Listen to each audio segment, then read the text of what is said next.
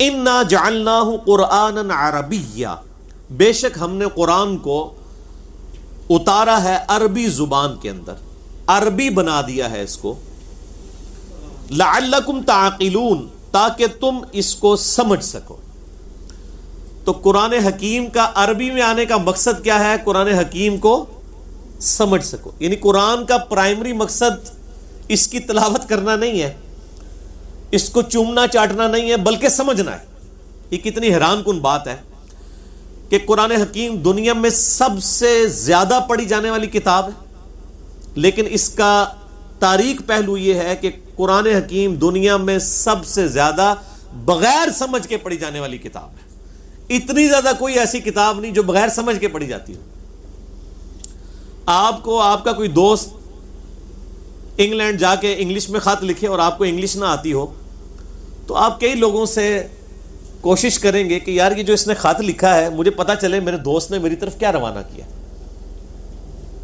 لیکن قرآن اتنی مظلوم کتاب ہے کہ یہ کریٹر آف دا یونیورس، اس کائنات کے بنانے والے نے آپ کی طرف اپنا آخری پیغام بھیجا ہے انسانیت کی طرف، کہ جس کے بعد اب کوئی پیغام نہیں آنا۔ عربی زبان میں نازل کیا، لیکن ہمیں کبھی توفیق نہیں ہوئی، اس کا تو ہمیں ترجمہ کروانے کی بھی ضرورت نہیں ہے۔ اللہ تعالیٰ نے ایسے اسباب پیدا کیے ہیں کہ اس وقت دنیا کی جتنی بھی میجر زبانیں ہیں ان میں قرآن حکیم کا ترجمہ ہو چکا ہے۔ انگلش میں ہو گیا تو آپ سمجھ لیں پوری دنیا کا ہو گیا۔ ایسے سافٹ ویئرز اویلیبل ہیں جن میں آپ انگلش ترجمہ ڈالیں تو دنیا کی ہر زبان میں اس کو ترجمہ کر دیں گے۔ اردو میں ترجمہ ہو چکا ہے، ہندی میں ہو چکا ہے، چائنیز لینگویج میں، فرینچ کے اندر، ملائی لینگویج کے اندر، آلموسٹ جتنی میجر لینگویجز دنیا کے اندر ہیں ان کے اندر ترجمہ قرآن حکیم کا ہو چکا ہے۔ اب کوئی لیم ایکسکیوز نہیں کسی کے پاس کہ وہ یہ کہے کہ مجھے یہ پتہ ہی نہیں چلا کہ قرآن حکیم میں کیا لکھا ہوا تھا۔ میں اگلے دن طارق جمیل صاحب کو سن رہا تھا، مجھے بڑی خوشی ہوئی۔ میں نے ارادہ کیا انشاءاللہ طارق جمیل صاحب کے لیے ایک اور لیکچر تیار کر رہا ہوں انشاءاللہ۔ تو وہ کہہ رہے تھے، وہی مجھے تو لگ رہا ہے کہ میری ویڈیو دیکھ کے انہوں نے وہ جملے بولنے شروع کیے، ورنہ پہلے جملے ان کی زبان پہ اس طرح کے کبھی نہیں آئے ہیں۔ انہوں نے کہا کہ مجھے بتائیں یہ علماء نے جو اردو کے اندر قرآن حکیم کے ترجمے کیے ہیں یہ کیا اپنے لیے کیے ہیں؟ ان کو تو عربی آتی تھی، یہ آپ لوگوں کے لیے کیے ہیں، آپ قرآن ترجمے سے پڑھیں۔ یہی بات جو ہم بھی بولتے تھے۔ طارق جمیل صاحب کو تبلیغ میں لگے ہوئے 40 سے زیادہ سال ہو گئے ہیں، آج تک انہوں نے یہ جملہ کبھی زبان سے نہیں بولا تھا۔ کیا اب ایسی چینج آ گئی ہے ان کے اندر؟ مجھے بڑی خوشی ہوئی، اور یہ بھی بالکل حال ہی میں ایک ہفتہ پہلے ہی ان کو یہ کلپ اپلوڈ ہوا ہے۔ انہوں نے کہا یہ ترجمے علماء نے پبلک کے لیے کیے تھے تاکہ پبلک اردو کے ذریعے قرآن حکیم کا ترجمہ پڑھے اور قرآن کو سمجھے۔ قرآن اس لیے نازل ہوا ہے، یہاں پہ بھی ہے نا کہ اس لیے ہم نے عربی میں نازل کیا تاکہ سمجھ سکو، یعنی عربی لوگوں کو، اور اسی لیے علماء نے ترجمے کیے تاکہ تم اردو میں سمجھ سکو، یہ امپلائڈ ہے اس کے اندر۔ تو میں نے طارق جمیل صاحب کو بتانا ہے کہ یہ سب سے بڑی سازش علماء کے طبقے سے ہوئی ہے، آپ ایکسپوز کریں ان کو۔ آپ کی جو ٹیکسٹ بک ہے فضائل اعمال، اس میں جو فضائل قرآن والا چیپٹر ہے، پہلا چیپٹر حکایات صحابہ کے بعد والا، اس کے اندر ایک اتنی خطرناک بات لکھی ہے کہ اس کے بعد کوئی پاگل ہی ہوگا جو قرآن کو ترجمے کے ساتھ پڑھے گا۔ انہوں نے لکھا کہ جی قرآن کو سمجھنے کے لیے، اس کی تفسیر سمجھنے کے لیے 15 علوم چاہیے، اور وہ 15 علوم انہوں نے گنوائے ہیں، اور 14 تو چلے پھر بھی فزیکل علوم ہے، 15واں انہوں نے کہا یہ علم وہبی ہے جو خاص لوگوں کو عطا ہوگا۔ مطلب ہے قرآن کو ہاتھ نہ لانا، کرنٹ مارے گا جی۔ کتنی بڑی آپ نے ایک قدر لگا دی، وہ آپ نے کہہ دیا خاص، یعنی اگر کوئی 14 بیچارے سیکھ بھی لے رہا، انہوں کو 15واں تو نہیں نہ آیا، بہانا رکھ لیا نا، آٹا گوندے ہلدی کیوں ہے، اتنی بڑی ہرڈل رکھ دی۔ اچھا، اس کے بعد اس سے بڑا ظلم آگے ہوا۔ اسی فضائل اعمال میں آپ 41 نمبر 241 پیج جو فضائل اعمال چھپی ہوئی ہے کتب خانہ فیضی رائے ونڈ کی، 241 نمبر پیج ہے اس کا، اور اگر آپ الگ سے اس کا وہ چیپٹر فضائل قرآن والا نکالیں اس میں 41 نمبر پیج ہے۔ اس میں ایک اتنا خطرناک خواب لکھا ہوا ہے جس کے بعد کوئی شخص قرآن نہیں پڑھے گا۔ خواب یہ لکھا ہے کہ امام احمد بن حنبل رحمہ اللہ تعالی المتوفى 241 ہجری، انہوں نے خواب دیکھا اور خواب میں اللہ تعالیٰ کی زیارت کی۔ انا للہ و انا الیہ راجعون، پہلا جھوٹ۔ یعنی موسیٰ علیہ السلام کے بارے میں تو قرآن میں آیا کہ اے موسیٰ تم مجھے نہیں دیکھ سکتے. اللہ نے وہاں تو آفر نہیں لگائی کہ ہاں موسیٰ میں نے بعد میں امام حنیفہ کو بھی زیارت کروانی ہے خواب میں اور احمد بن حنبل کو بھی کروانی ہے, تو یہ والا پیکج لے لیں آپ. میرا خیال ہے موسیٰ علیہ السلام پیکج لے لیتے. مجھے اگر اللہ آفر کرے تو میں بھی یہ پیکج لینے کے لیے تیار ہوں. جس کو خدا کے دیدار کی اتنی تڑپ ہے موسیٰ علیہ السلام, اس کو یہ پیکج آفر کیا جا سکتا تھا کہ آپ مجھے ڈائریکٹ تو نہیں دے سکتے لیکن خواب میں آپ کو زیارت کروا دیتے ہیں. انہوں نے کہا سو بسم اللہ یا اللہ کیوں نہیں. لیکن کیا فرمایا کہ پہاڑ کی طرف دیکھو, اس پہ ہم اپنی تجلی نازل کریں گے. سورۃ الاعراف میں آیا اگر یہ قائم رہا تو پھر تم بھی کوئی سوچنا. تو اس کی انڈائریکٹ افیکٹ کی وجہ سے موسیٰ علیہ السلام بے ہوش ہو گئے. اور یہاں پہ کہنے احمد بن حنبل نے دیکھا خواب میں. فقہ حنفی کی کتابوں میں لکھا ہے امام حنیفہ نے 100 دفعہ دیکھا. یہاں فضائل اعمال 241 پیج, کتب خانہ فیضی فضائل اعمال کا فضائل قرآن والا چیپٹر الگ سے چھپا ہے 41 نمبر پیج. یہ مجھے پیج اس لیے یاد ہے, کل میں کھول کے نا تو میں بڑا پریشان بیٹھا تھا. میں نے کہا میں ایک لیکچر اس کے اوپر تیار کروں فضائل اعمال کے اوپر. صرف ظاہر ہے میں تبلیغی جماعت سے سب سے زیادہ محبت کرتا ہوں, میں سب سے زیادہ تبلیغی جماعت کو پروموٹ کرتا ہوں, میں سب سے زیادہ حق رکھتا ہوں کہ میں تبلیغی جماعت کی جو نیریٹو میں جہاں پہ کمزوریاں ہیں ان کو ہائی لائٹ کروں, تاکہ یہ بہت بڑا ایسٹ ہے. اتنی بڑی ہمارے پاس اور کوئی جماعت نہیں ہے جو مسلمانوں تک دعوت و تبلیغ کا کام کرے. تو اس میں لکھا ہے کہ احمد بن حنبل نے خواب میں اللہ تعالیٰ کی زیارت کی اور پوچھا کہ یا اللہ میں تیرا قرب حاصل کرنا چاہتا ہوں, سب سے آسان ذریعہ کیا ہے قرب حاصل کرنے کا کہ میں تیرا قرب حاصل کروں. تو اللہ تعالیٰ نے فرمایا کہ قرآن پڑھا کر. آگے سے احمد بن حنبل نے کہا اے اللہ سمجھ کے یا بغیر سمجھ کے, اندازہ کرو کڈی وڈی کہانی کڑی گئی ہے. یہ احمد بن حنبل کبھی سوچ بھی نہیں سکتے, یعنی میرے جیسا بندہ نہیں یہ سوچتا کہ سمجھ کے کہ بغیر سمجھ کے. اور پھر یہ شاید سمجھے کہ احمد بن حنبل کوئی جو ہے وہ پنجابی تھے یا کوئی سندھی تھے, ان کو تو ویسے ہی عربی آتی تھی. عربی آنے والے کو سمجھ کے غیر سمجھ کے تو کہنے کی ضرورت ہی نہیں ہے. ٹھیک ہے, وہ تو سمجھ رہا ہوگا جو کچھ آپ سے بات ہو رہی ہوگی. تو اللہ تعالیٰ نے آگے سے ارشاد فرمایا کہ چاہے سمجھ کے پڑھ چاہے بغیر سمجھ کے پڑھ, انا للہ و انا الیہ راجعون. یعنی یہ ڈاکٹرائن کہیں قرآن میں بیٹھتی ہے؟ یعنی اس کا مطلب نعوذ باللہ قرآن میں تو اللہ تعالیٰ کچھ اور کہتا رہا اور احمد بن حنبل کو آگے خواب میں کچھ اور ہی کہانی کرا دی ہے. یہ جھوٹ ہے نا, مطلب خواب ہی جھوٹ ہے. تو طارق جمیل صاحب سے میں ریکویسٹ کروں گا کہ بیسیکلی آپ کا جو سلیبس ہے نا, جن علماء نے لکھا ہوا ہے وہ علماء لوگوں کو قرآن کی طرف آنے سے روک رہے ہیں. پہلے آپ اس کا تدارک کریں.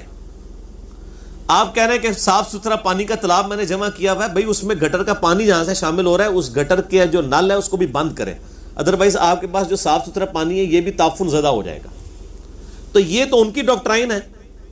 اور ایک ڈاکٹرائن ہے قرآن حکیم کی. میں نے یہ پورا ریسرچ پیپر لکھا ہے, امام الانبیاء کی دعوت قرآن ریسرچ پیپر نمبر 4 ہے, ahlsunnatpark.com سے آپ ڈاؤن لوڈ کریں. اس میں اللہ تبارک و تعالیٰ نے کلیئر کٹ یہ ارشاد فرمایا کہ ہم نے قرآن نازل کس لیے کیا ہے. اس لیے نازل نہیں کیا کہ یہ جناب اس کو چاہے سمجھ کے پڑھیں چاہے بغیر سمجھ کے پڑھیں. یہ بالکل جھوٹا الزام اللہ تعالیٰ کے اوپر لگایا گیا. ایک جھوٹا خواب جو ہے وہ, یعنی آپ سمجھیں کہ یہ تو جھوٹا خواب ہی اس کو کہا جائے گا نا. اعوذ باللہ من الشیطان الرجیم, بسم اللہ الرحمن الرحیم. ایک تو یہ آیت جو 4 دفعہ ریپیٹ ہوئی ہے, سورۃ القمر آیت نمبر 17, 22, 32, 40. وَلَقَدْ يَسَّرْنَا الْقُرْآنَ لِلذِّكْرِ فَهَلْ مِن مُدَّكِرٍ. اور بے شک ہم نے قرآن کو یاد دہانی نصیحت کے لیے آسان کر دیا ہے کوئی سمجھنے والا؟ ایز فار ایز یاد دہانی نصیحت از کنسرنڈ, قرآن حکیم دنیا کی آسان ترین کتاب ہے. باقی تفصیلات تو علماء کو بھی نہیں پتہ. اگر میں جیولوجی کی آیات پوچھوں, ایسٹرونومی کی پوچھوں, باٹنی کی پوچھوں, ایمبریولوجی کی پوچھوں تو پتہ تو انہوں نے بھی کوئی نہیں ہے. ٹھیک ہے, تو میں یہ کہوں کہ علماء کو بھی نہیں آتا. قرآن کا پرائمری مقصد نصیحت ہے اور اس کے لیے وہ آسان ہے. میرا ایک یوٹیوب پہ کلپ لاکھوں لوگ دیکھ چکے ہیں, تبلیغی جماعت والوں کو مخلصانہ نصیحت, اس میں میں نے اس آیت کو اس حوالے سے کوٹ کیا تھا. اچھا, کہ قرآن حکیم آسان ہے, اس کو آپ یہ نہ بنا کے پیش کریں کہ یہ بڑا مشکل ہے اور اس کو پڑھنا جو ہے وہ شاید اس سے گمراہ ہو جائے گا. اچھا, پھر اللہ تعالیٰ نے فرمایا, یہ احمد بن حنبل کو خواب میں تو کچھ اور فرمایا نا, جھوٹا خواب ہے. سورہ صاد کی آیت نمبر ہے 29, کتاب انزلناہ الیک مبارک. اے نبی علیہ السلام, یہ قرآن ایک مبارک کتاب آپ کی طرف ہم نے نازل کی ہے. لیدبروا آیاتہ, تاکہ لوگ اس کی آیات میں تدبر کریں. ولیتذکر اولو الالباب, اور نصیحت حاصل کریں اس سے عقل والے. ٹھیک ہے, پھر آیت ہے ان فی ذلک لذکری لمن کان لہ قلب او القی السمع وہو شہید، سورہ قاف میں. پھر سورہ قاف کی آخری آیت ہے فذکر بالقرآن من یخاف وعید. یعنی پورا قرآن تو یہ کہہ رہا ہے کہ تو قرآن سمجھنے کے لیے نازل ہوا ہے، یعنی یہ چونے چاٹنے کے لیے نہ، چاہے سمجھ کے پڑھو جی چاہے بغیر سمجھ کے پڑھو، اونٹ کے نہیں سمجھ کے پڑھنا ہے. جو اینڈ رزلٹ ہی ایک ہے. جب آپ لالچ ہی نہیں کسی کو دے رہے تو اس نے کہاں سے سمجھنا ہے؟ تو اس نے پھر طوطے کی طرح ہی پڑھنا ہے. اللہ تعالیٰ ہمارا ہم نے قرآن عربی میں اس لیے نازل کیا تاکہ تم اسے سمجھ سکو. ظاہر ہے اس میں اولین مخاطب تو مشرکین عرب تھے، عرب کے رہنے والے لوگ تھے.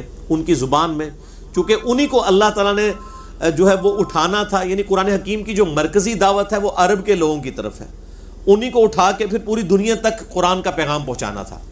اس لیے یہ ضروری تھا کہ جو لوگ لیڈرشپ کے اوپر فائز ہوں ان کی اپنی زبان کم از کم. اور میں یہ اکثر کہتا ہوں کہ عرب کے لوگوں کے اندر دو کمزوریاں تھیں جن کو اللہ تعالیٰ نے اس حوالے سے اوور کم کیا کہ انہوں نے رومن اور پرشین امپائر اکھاڑ کے رکھ دی. کسی نے سوچا بھی نہیں تھا کہ بدو لوگ جن کو کسی زمرے میں شمار نہیں کیا جاتا تھا، 17 سال کے اندر 1 ہجری سے لے کے 17 ہجری کے اندر انہوں نے دونوں سپر پاورز الٹ کے رکھ دی.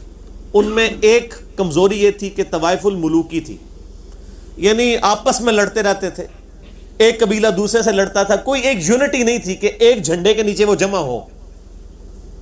ان کو یہ پتہ نہیں تھا کہ ان کے اندر اتنا پوٹینشل موجود ہے کہ یہ جو آپس میں لڑتے رہتے ہیں اور اس ٹف ماحول کے عادی ہیں، ریگستانی ماحول کے، اور رومن اور پرشین امپائر جو کہ صدیوں سے دنیا پہ حکومت کرتے ہوئے ایک سمجھ لیں انہوں نے ایک کنکلوڈ کر لیا کہ ہمیں تو کوئی ڈیفیٹ کر ہی نہیں سکتا. وہ ایک آج کے دور کے اعتبار سے سمجھیں کہ وہ ایک فارمی قسم کے لوگ بن چکے ہوئے تھے، ایسیوں میں رہنے والے عرب کے لوگ، ٹف ماحول کے عادی، ریگستانی، ٹھیک ہے جی، اتنی مشکل زندگی گزارنے والے لوگ. لیکن کمزوری یہ تھی کہ طوائف الملوکی تھی. اگر کوئی ایک شخص ایسا ان میں مبعوث ہوتا جو ان کو ایک جھنڈے کے نیچے جمع کر دیتا تو وہ سارے لوگ، اتنے ٹف ماحول کے عادی لوگ، وہ اس قابل تھے کہ وہ رومن اور پرشین امپائر کو الٹ سکتے تھے. اور وہ اللہ تعالیٰ نے اپنا پیغمبر ان میں مبعوث کر دیا صلی اللہ علیہ وآلہ وسلم. دوسری ان کے اندر خامی تھی کہ وہ امی تھے، ان پڑھ، جاہل، اجڈ. ان کو یعنی یہ نٹوریس ورڈ کے طور پہ کہا جاتا تھا، یہ ان پڑھ ہے، کو تو پتہ ہی نہیں کسی چیز کا. اس کی وجہ سے جو اہل علم تھے ان کی بڑی دھاک ہوتی تھی عربیوں کے اوپر. جو عرب کے یہود تھے وہ امیین کو اسی چیز کے ٹانٹ کرتے تھے، تم تو ان پڑھ جاہل لوگ ہو، تمہیں تو علم پتہ نہیں، ہم تو کتاب ہیں، ہم اہل کتاب ہیں، کتابوں والے ہیں. اللہ تعالیٰ نے ان کو کتاب پھر ایسی دے دی جو ان امیین کی اپنی زبان میں تھی. اب مجھے بتائیں، جو شخص سورۃ البقرہ، سورہ آل عمران، سورۃ المائدہ، سورہ نساء یہ 4 سورتیں پڑھ لے، دنیا کا کوئی پادری چاہے وہ یہودی ہو یا عیسائی، وہ ان کا مقابلہ کر سکتا تھا. جو سورۃ الانعام پڑھ لے، جو ہے وہ سورہ روم پڑھ لے، سورہ قاف پڑھ لے، دنیا کوئی آج کا بھی بڑے سے بڑا ایتھیسٹ دلائل میں اس کا مقابلہ نہیں کر سکتا. اور ان امیین کو ان کی زبان کے اندر، عربی زبان کے اندر اللہ تعالیٰ نے کتاب دے دی. پھر آپ دیکھیں نا انہوں نے کس طرح اکھاڑ کے رکھ دیے سب کو. علم کے میدان میں بھی کس لیول پہ وہ گئے کہ ان کا مقابلہ نہیں کر سکتا تھا. اور اسلحہ نہیں تھا، جذبہ تھا، ایمان تھا، یونٹی تھی. رومن اور پرشین امپائر کے اسلحے انہوں نے انہی سے لوٹ کے ان کی امپائرز کو الٹ کے رکھ دیا ود ان 17 ایئرس. یہ بہت بڑا انقلاب ہے. اور یہ انقلاب اگر آپ نے دیکھنا ہے نا، یہ آپ کو کتابوں میں نہیں ملے گا، نہ مولویوں کی تقریروں میں ملے گا. اس کے لیے آپ کو عمر سیریز دیکھنی پڑے گی. وہ بھی کوئی مولویوں کی کوشش نہیں ہے. یہ ٹھیک ہے کہ پیچھے وہ بڑے سکالرز ہیں، لیکن وہ سکالرز ہیں، مولوی نہیں ہیں. یوسف القرضاوی یا ڈاکٹر علی سلابی جو اس کے کنسلٹنٹ ہیں. قطر والوں نے فلم بنائی ہے 30 اقساط کے اوپر سیدنا عمر فاروق رضی اللہ تعالیٰ عنہ علیہ السلام کو سینٹرڈ کرتے ہوئے پوری نبی الاسلام کی بایوگرافی فلما دی ہے، اعلان نبوت سے 6 سال پہلے سے لے کر ٹل سیدنا عمر کی شہادت تک. اس میں جنگ قادسیہ بھی ہے جو پرشین امپائر کے خلاف فیصلہ کن جنگ ہوئی، جنگ یرموک جو رومن امپائر کے خلاف فیصلہ کن جنگ ہوئی، اور اس سے پہلے نبی الاسلام کے مبارک زمانے میں بھی جو غزوہ خندق ہوئی یا غزوہ احد ہوئی، غزوہ بدر، یہ سب کی سب فلمائی ہے عربی کے اندر، اور اس کا ٹیسٹ ہی عربی میں ہونا ہے. اور اس کی سب ٹائٹل انگلش سب ٹائٹل کے ساتھ الحمدللہ وہ یوٹیوب کے اوپر اویلیبل ہے. اگر یوٹیوب پہ نہ بھی ملے, کچھ اس حوالے سے بھی کاپی رائٹس کا بھی ایشو بنا, تو ڈیلی موشن کے اوپر اویلیبل ہے, کچھ اردو کے اوپر بھی کام ہو گیا ہے. بہرحال انگلش سب ٹائٹل اگر آپ ساتھ روک کے اس کو دیکھتے جائیں تو آپ کو ایگزیکٹلی پتہ چلے گا کہ کس طریقے سے ایک عرب کی ریولوشن اٹھی اور اس نے صدیوں کی حکومتیں ان کو الٹ کے رکھ دیا. دو چیزوں کی بنیاد کے اوپر, ایک یونٹی اور دوسرا ان کے پاس جو علم تھا جو اللہ نے قرآن کی شکل میں ان کو دیا. وَإِنَّهُ فِي أُمِّ الْكِتَابِ لَدَيْنَا لَعَلِيٌّ حَكِيمٌ, اور بے شک یہ قرآن اس ام الکتاب, اس کتاب کی ماں, کتابوں کی جڑ میں ہمارے پاس ہے, بہت بلند اور حکمت والی. یعنی لوح محفوظ کے اندر اصل قرآن ہے. یہ قرآن جو ہمارے ہاتھ میں ہے نا, یہ اس کی مصدقہ اتھینٹیکیٹڈ فوٹو کاپی ہے. اصل قرآن جو ہے وہ اللہ تعالیٰ کے پاس لوح محفوظ میں ہے, جس سے وہ بتدریج اتارا گیا. جو اللہ تعالیٰ نے فرمایا نا سورہ واقعہ کے اندر بھی آتا ہے نا, جہاں پہ اللہ تعالیٰ نے, جس کا غلط انٹرپریٹیشن بھی لوگوں نے کر لی اس حوالے سے کہ جی قرآن پاک کو صرف پاکیزہ لوگ ہی ہاتھ لگا سکتے ہیں, حالانکہ وہ بات ہی کچھ اور ہو رہی تھی. انہ لقرآن کریم فی کتاب مکنون لا یمسہ الا المطہرون تنزیل من رب العالمین. یہ قرآن حکیم جو ہے وہ اللہ تعالیٰ کے پاس لوح محفوظ میں ہے, اور وہاں پہ صرف پاکیزہ لوگ ہی اپروچ کر سکتے ہیں, یعنی فرشتے. یہ جنات کا اتارا ہوا نہیں ہے, یہ فرشتوں کے ذریعے اترا ہے. اور وہ پاکیزہ لوگ سے مراد لوگوں نے باوضو اس کا ترجمہ کر دیا, کسی نے کچھ کر دیا.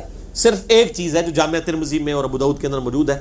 سیدنا علی رضی اللہ تعالیٰ عنہ علیہ السلام کہتے ہیں کہ نبی علیہ السلام کو حالت جنابت کے علاوہ کوئی اور حالت قرآن پڑھنے سے مانے نہیں ہوتی تھی. آپ جنبی نہ ہو, یعنی غسل فرض نہ ہو, اس کے علاوہ آپ کسی حال میں بھی ہوں, کوئی پروٹوکول نہیں ہے قرآن پاک کو پڑھنے کا. اور اب یہ شکر ہے ٹچ سکرین موبائل آئے ہیں تو یہ مولویوں کا یہ والا حربہ ہی ختم ہو گیا ہے جی, قرآن کو چھو نہیں سکتے. اب تو وہ بھی مانتے ہیں کہ یہ چھونے میں نہیں آتا. تو بیسیکلی یہ قرآن سے دور کرنے کی ایک سازش تھی, اور سب سے بڑی سازش یعنی مسلمانوں کے ہاں ہی ہوئی. مسلمان علماء کی طرف سے ہی, علماء سو کی طرف سے, کیونکہ علماء سو تو ہم برکت کے لیے بول دیتے ہیں, اکثریت تو سوئے ہی ہوئے نے, تو اگے بھی سوندے پہ نے پنجابی والے.